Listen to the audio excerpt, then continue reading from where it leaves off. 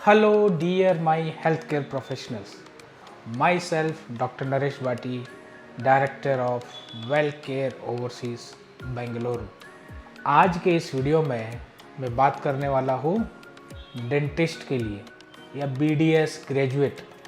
Those are BDS graduate in India and looking for post graduation or MDS in Europe and specially country की बात करने वाला हूँ Germany.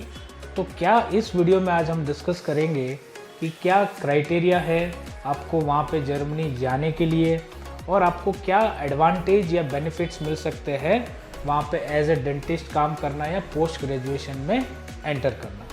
तो complete video आप एंड तक ज़रूर देखना, तभी आपको समझ में आएगा अगर आपको जर्मनी में जाके मास्टर इन डेंटिस्ट्री पढ़ना है या डेंटल पीजी आपको करना है या आप इंडियन लैंग्वेज में बोलो कि MDS अगर आपको पढ़ना है तो लेट्स स्टार्ट द वीडियो।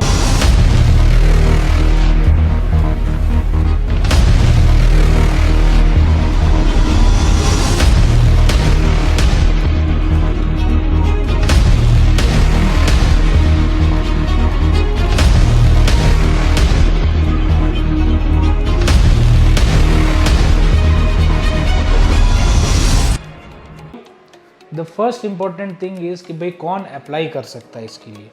तो अगर आपको पोस्ट ग्रेजुएशन करना है, डेंटिस्ट्री में पोस्ट ग्रेजुएशन करना है, एक क्लिनिकल डेंटिस्ट आपको बनना है, तो जर्मनी में जाने के लिए फर्स्ट जो क्राइटेरिया है कि भाई आप ग्रेजुएट होने चाहिए। You must be BDS graduate, पहला इम्पोर्टेंट क्राइटेरिया। दूसरा इम्पोर्टेंट क्राइटेरिया है कि आपके पास जर्मन लैंग्वेज होनी चाहिए, क्योंकि जर्मनी में अगर आपको MDS करना है तो जर्मनी में कम्प्लीटली एजुकेशन जर्मन में है, तो आपको जर्मन लैंग्वेज पे फोकस करना होगा।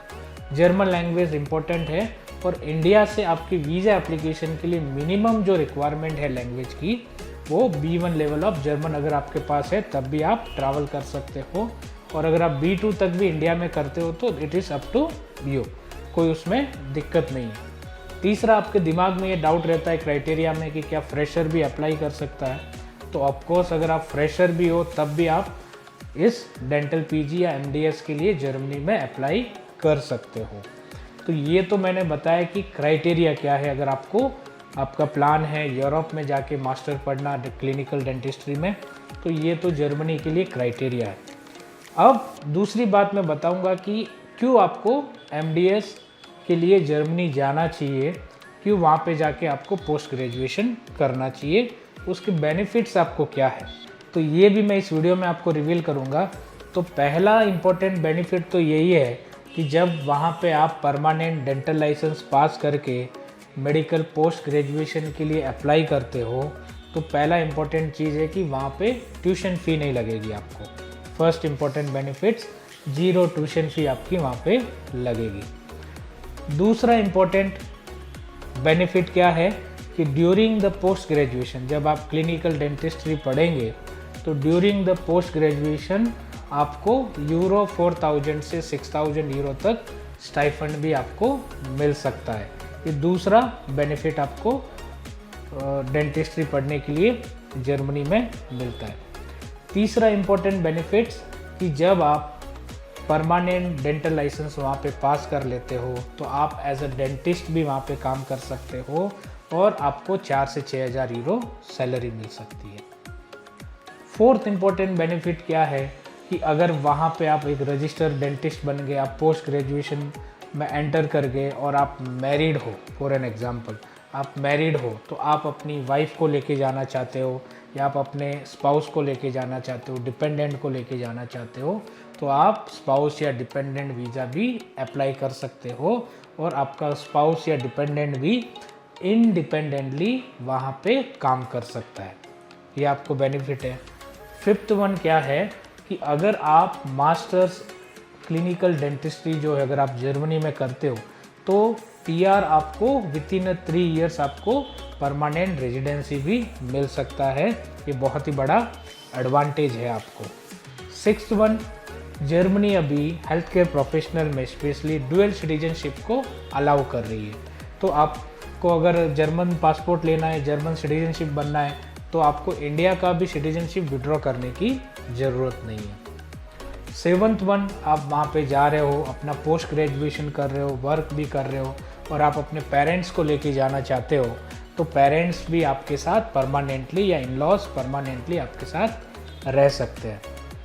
8th वन क्या बेनिफिट है कि जब वहाँ पे आप एक रजिस्टर्ड डेंटिस्ट बन जाते हो और पोस्ट ग्रेजुएशन में भी हो, और अगर आप ट्रैवल करना चाहते हो कम्प्लीटली यूरोप, तो पूरा यूरोप आपके लिए ओपन है। थ्रू आउट द यूरोप आप कहीं भी ट्रैवल कर सकते हैं, क्योंकि जर्मनी एक शेनेगन कंट्री है और शेनेगन जोन में 26 जो कंट्री आती है वहाँ कहीं भी आप ट्रैवल कर सकते हो।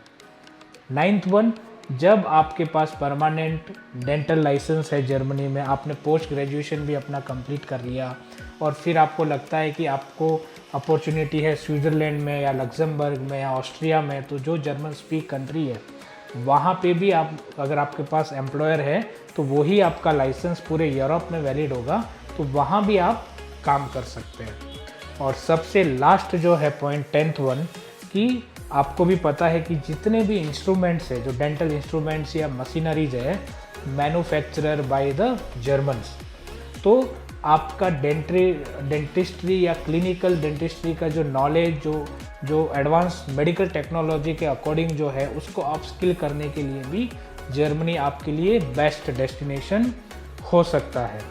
तो अगर आप BDS ग्रेजुएट है और आपका ड्रीम है कि यूरोप में जाके, जर्मनी में जाके एज ए डेंटिस्ट काम करना या डेंटल पोस्ट ग्रेजुएशन करना, तो वेल केयर ओवरसीज़ आपके लिए एक वन स्टॉप डेस्टिनेशन है और आप हमारे साथ जुड़ के हम आपके सपने को फुलफिल या ड्रीम को पूरा कर सकते हैं।